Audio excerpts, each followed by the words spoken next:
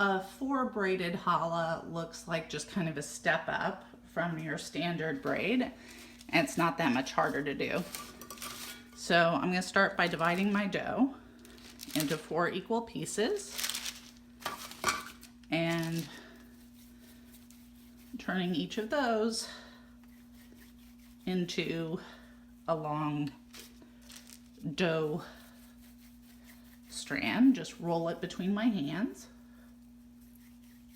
like I would Play-Doh. I tend to do it and hold it up and down because then gravity kind of helps to stretch it.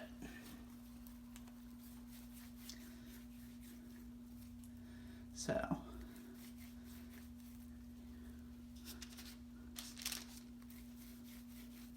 they're a little bit uneven, but that'll be okay. Okay, so I'm going to start with the 4 pieces, and I'm going to kind of pinch them together at the top to keep them together a little. And it's basically repeating the same step over and again. You take the left strand and put it under this middle strand from these 3. So you're always going to have 3 on the right and your left strand that you're moving.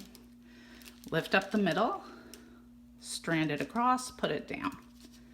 Now, this is the leftmost strand, and these are the 3 on the right.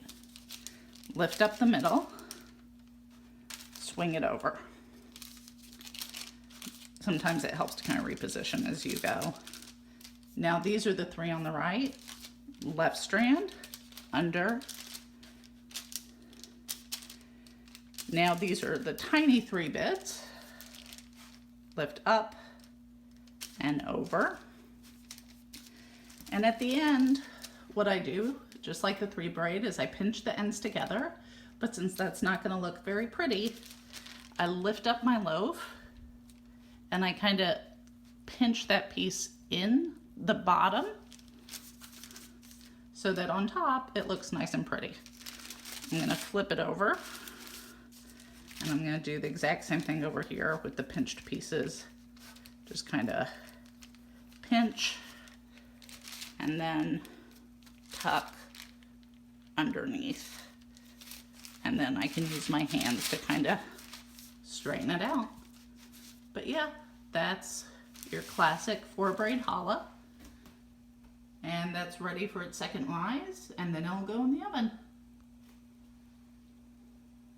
For other great tips about challah braiding, crafts, crochet, knitting, and all sorts of fun, make sure to subscribe to my YouTube channel, like me on Facebook, and visit thelindsylife.com. See you next time.